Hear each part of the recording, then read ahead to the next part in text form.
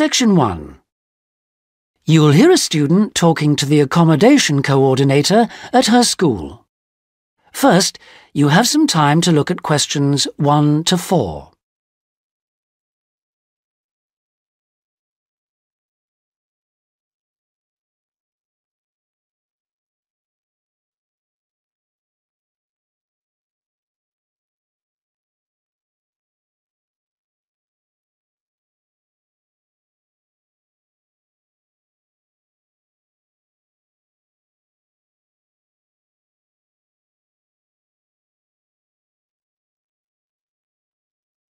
You'll see that there is an example which has been done for you. On this occasion only, the conversation relating to this will be played first. Sarah, I've heard that you want to move into a homestay family. Is that correct? Yes, that's right. I've been staying with my aunt, and now my cousin is arriving from Singapore, and my aunt needs the room for him. Oh, that's bad luck. Well, I'll need to get some particulars first. Sarah, what's your full name? Sarah Lim, and that's Sarah without the H at the end. Linda asks for Sarah's full name, Sarah Lim, so this has been written in the notes. Now we shall begin. You should answer the questions as you listen, because you will not hear the recording a second time. Listen carefully and answer questions 1 to 4. Sarah, I've heard that you want to move into a homestay family. Is that correct? Yes, that's right. I've been staying with my aunt, and now my cousin is arriving from Singapore, and my aunt needs the room for him. Oh, that's bad luck. Well, I'll need to get some particulars first. Sarah, what's your full name? Sarah Lim, and that's Sarah without the H at the end. How old are you, Sarah? 23, only just. It was my birthday on the 21st of August. Happy birthday for yesterday. How long have you been in Australia? A year in Adelaide and 6 months in Sydney. I prefer Sydney. I've got more friends here. What's your address at your aunt's house? Flat 1, 539 Forest Road, Canterbury. And the postcode is 2036. Okay. What are you studying now? I was studying General English in Adelaide, and now I'm doing Academic English because I'm trying to get into medicine next year. That sounds good, but it'll take you a long time. When would you like to move out from your aunt's? My cousin arrives on Friday morning, so I'd better be out on Thursday. What, the 7th of September? Yes, that's right.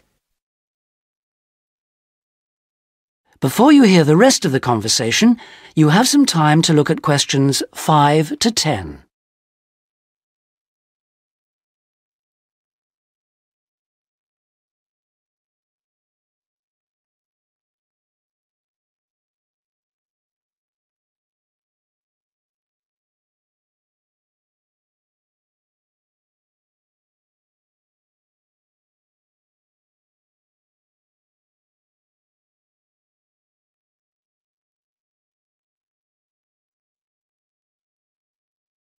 Now listen and answer questions 5 to 10.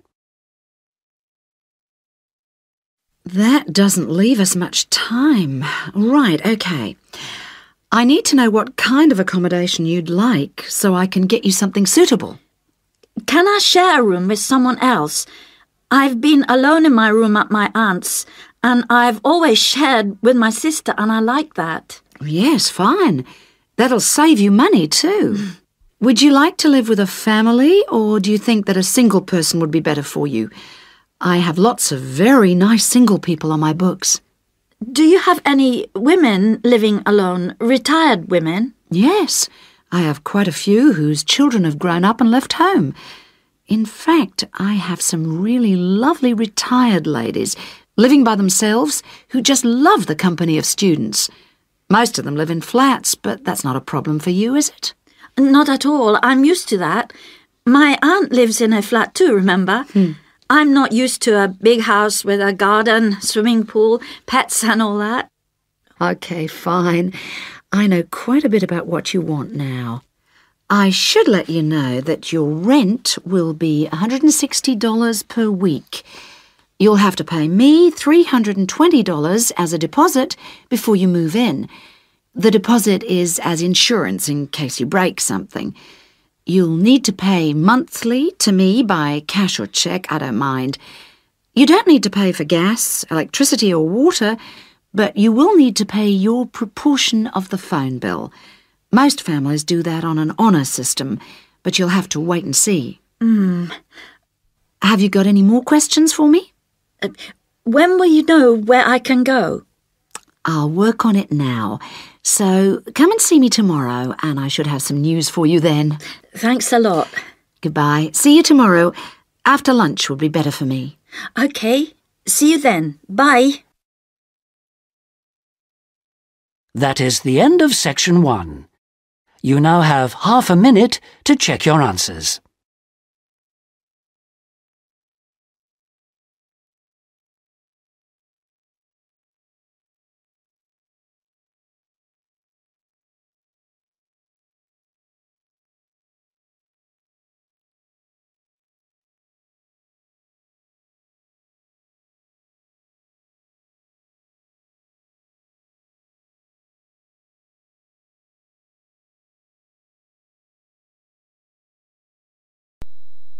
Listening section 2.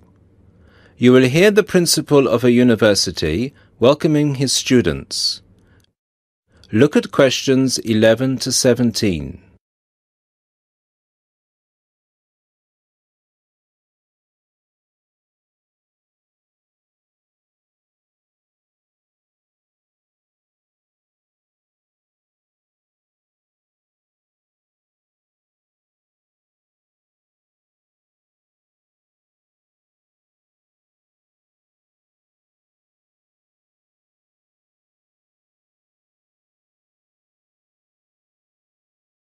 Listen to the first part of the lecture and answer questions 11 to 17. Good afternoon, ladies and gentlemen. I'm Dr. Donovan, the principal of Don Levy University, and I would like to welcome you to the Dinglewood campus, which is one of the 3 campuses belonging to this university. This campus, Dinglewood, is where I have my office, and it's also the location of the Languages and Science campus, so some of you will be studying here. Dinglewood is the most northerly campus. The business studies blocks are in the Churchdown campus in the centre of town, and the southern or Trailway campus, where history and architecture are situated, is to the south of the town. Those of you who are enrolled in any of those courses will be taken to your respective buildings at the end of this meeting. Those of you studying on the Dinglewood campus, you will have a tour later too. This building we are assembled in is the office or administration block, Block 39, and is where the weekly meetings are held. You are welcome to attend these meetings, as are all the university staff. You may want to, as many university issues are discussed at these weekly meetings.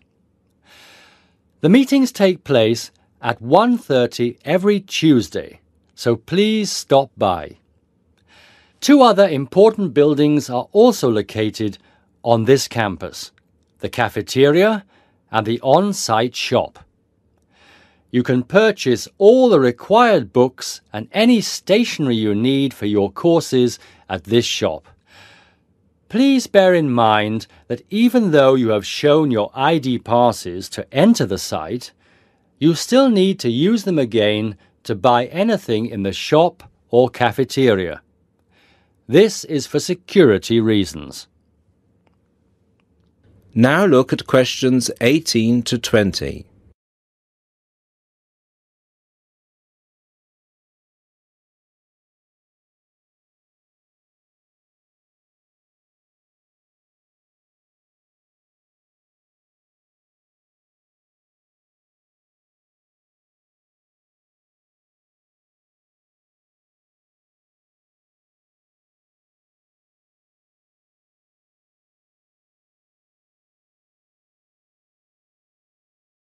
As the lecture continues, answer questions 18 to 20.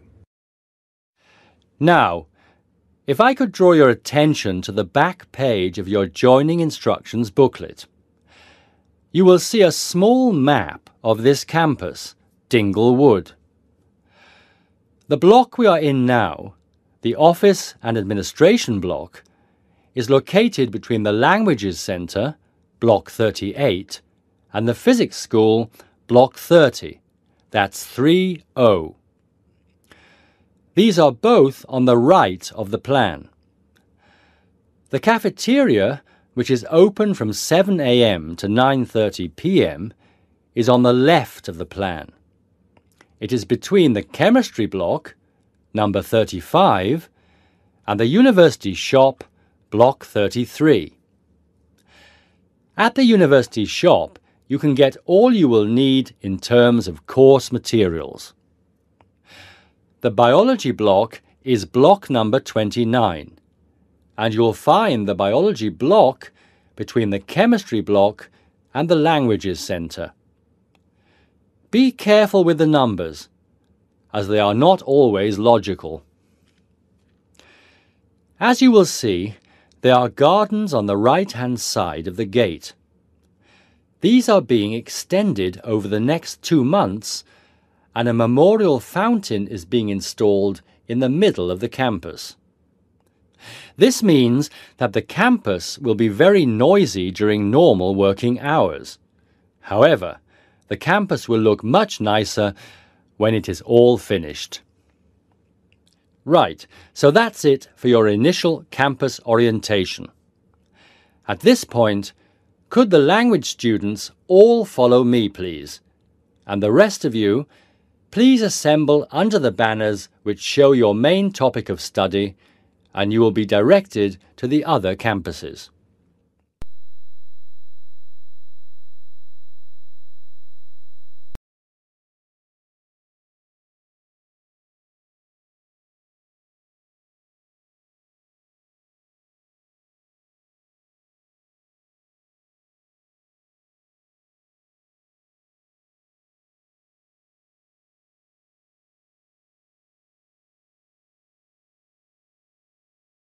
Now turn to Section 3.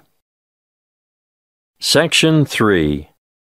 You will hear a conversation between a lecturer and 2 horticulture students who are preparing a display for a science fair.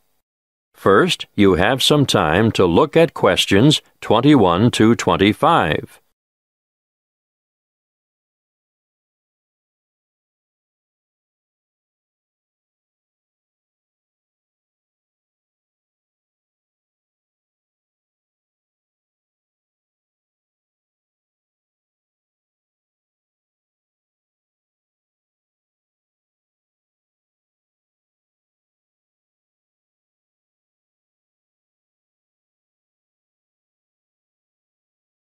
Listen carefully and answer questions 21 to 25.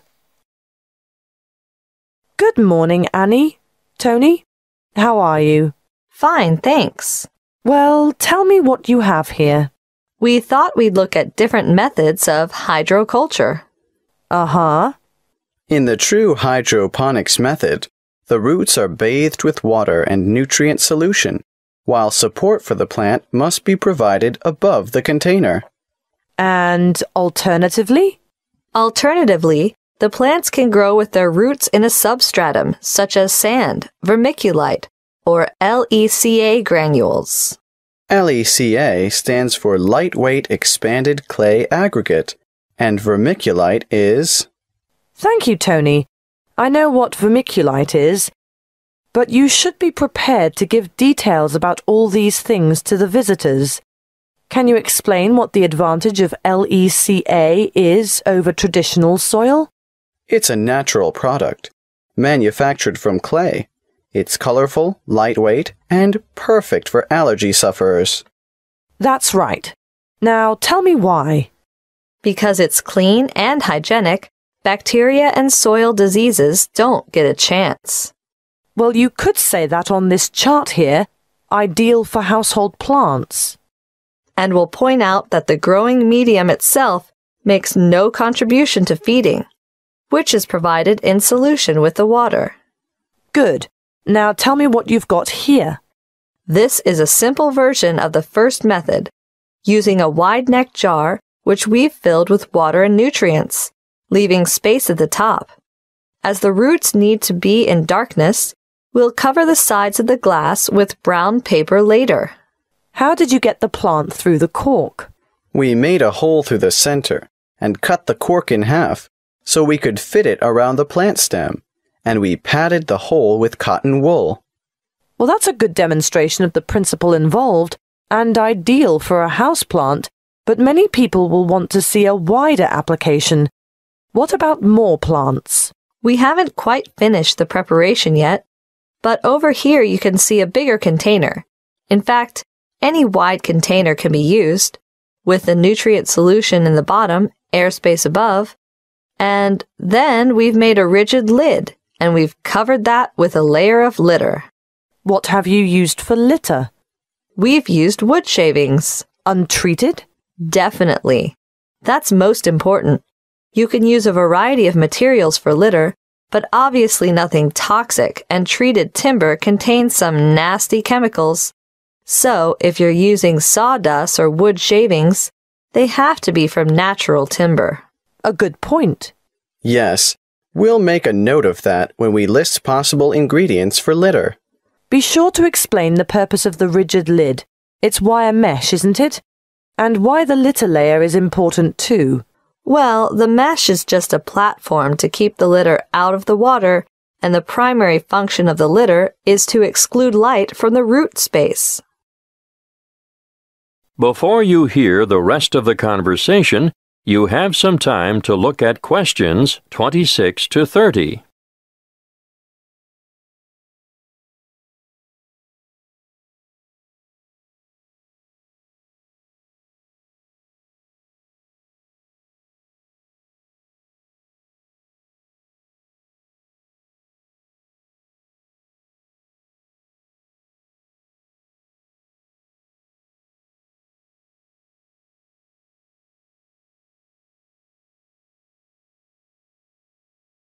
Now listen and answer questions 26 to 30.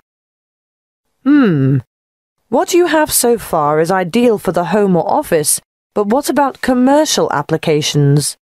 Well, we're going to demonstrate the nutrient film technique, which is popular with some commercial growers, particularly for the cultivation of crops such as runner beans and tomatoes.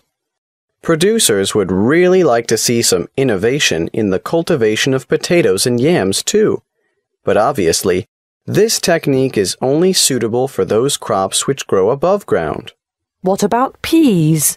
Well, we found peas were awfully tricky to grow using this method, although we're still unsure as to the reason. Where's the exhibit? I don't see it anywhere. Well, that's because we haven't finished it yet, because we're going to have to procure some mature plants first. We didn't think far enough ahead to have started them off earlier, and when we do get them, we'll have to handle them carefully. Yes, because when our model is finished, you'll see how the plants are held in position by a plastic tube which almost encloses them completely and is quite loosely fastened around the stems. Yes. And the feeding or watering system? Well, it's a bit different. On a large scale like this, you need to have the food solution trickle down through the tubes. Yes, but the solution must also be rich in oxygen. And what? It just bathes the roots? That's one way of doing it. What's the other way? You can have the solution moistening a substratum of rock wool at the bottom of the container. Rock wool? It's the same as mineral wool. You know, a lightweight fibrous material, the kind of thing used for insulation. Or you can use a layer of paper fiber. Oh, yes. Something that has the capacity to absorb the solution, right? Well, you do need to experiment a little. For example, we tried coconut fiber, but it just didn't have the properties we were looking for. I see. In our display, you'll only see the basics. the kind of thing that can be done at home in the backyard. But commercial enterprises do need a lot more equipment, and the media used in substrata are constantly changing as new developments are made. The cost of upgrading is ongoing. And there's always the potential of outright failure when changing systems from one you know and understand to an innovative one. Of course, there's no room for guesswork in business. You have to try to get everything right first time. That is the end of Section 3. You now have half a minute to check your answers.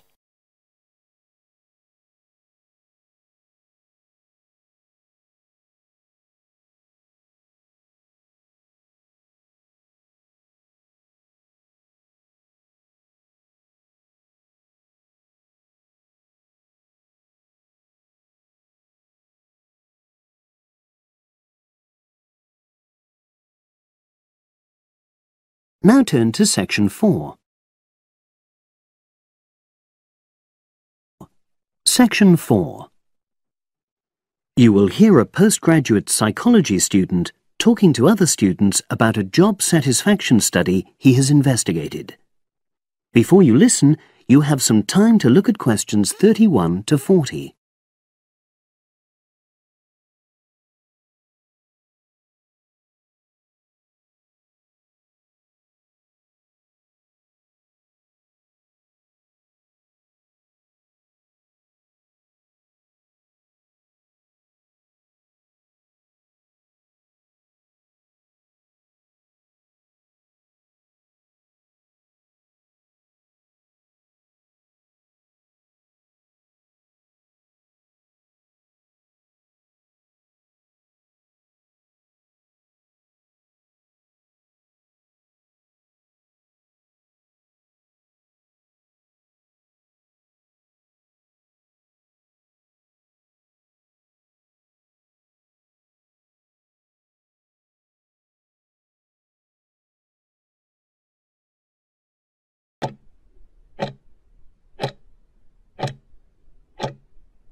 Now listen and answer questions 31 to 40. Good morning, everyone. For my presentation today, I'm going to report on an assignment that I did recently. My brief was to analyze the methods used in a small study about job satisfaction, and then to make recommendations for future studies of a similar kind. The study that I looked at had investigated the relationship between differences in gender and differences in working hours and levels of job satisfaction amongst workers. For this purpose, employees at a call center had been asked to complete a questionnaire about their work. I'll summarize the findings of that study briefly now. First of all, female full-time workers reported slightly higher levels of job satisfaction than male full-time workers. Secondly, female part-time workers reported slightly higher levels of satisfaction than female full-time ones did. On the other hand, male part-time workers experienced slightly less job satisfaction than male full-time workers. But although these results seemed interesting and capable of being explained, perhaps the most important thing to mention here is that in statistical terms, they were inconclusive. Personally, I was surprised that the findings hadn't been more definite, because I would have expected to find that men and women, as well as full and part-time workers, would experience different levels of satisfaction. So I then looked more carefully at the methodology employed by the researchers to see where there may have been problems. This is what I found. First of all, the size of the sample was probably too small. The overall total of workers who took part in the survey was 223, which sounds quite a lot, but they had to be divided up into subgroups. Also, the numbers in the different subgroups were unequal. For example, there were 154 workers in the full-time group, but only 69 in the part-time group. and amongst this part-time group, only 10 were male, compared to 59 who were female. Secondly, although quite a large number of people had been asked to take part in the survey, the response was disappointingly low. A lot of them just ignored the invitation.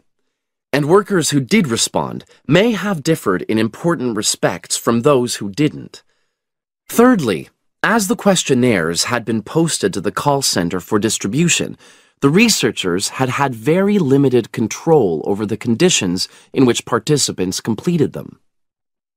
For instance, their responses to questions may have been influenced by the views of their colleagues. All these problems may have biased the results. In the last part of my assignment, I made recommendations for a similar study, attempting to remove the problems that I've just mentioned. Firstly, a much larger sample should be targeted, and care should be taken to ensure that equal numbers of both genders and both full and part-time workers are surveyed. Secondly, the researchers should ensure that they are present to administer the questionnaires to the workers themselves. And should they require the workers to complete the questionnaire under supervised conditions so that the possibility of influence from other colleagues is eliminated.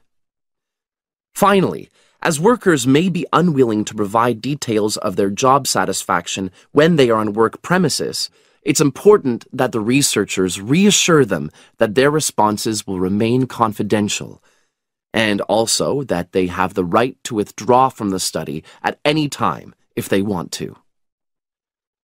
By taking measures like these, the reliability of the responses to the questionnaires is likely to be increased, and any comparisons that are made are likely to be more valid. So, that was a summary of my assignment. Does anyone have any questions? That is the end of section 4. You now have half a minute to check your answers.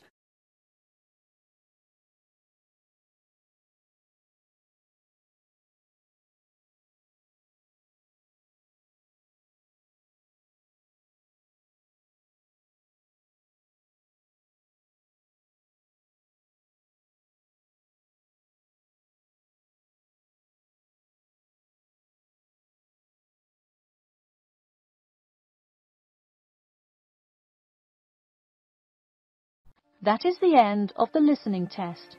In the Ielts test, you will now have 10 minutes to transfer your answers to an answer sheet.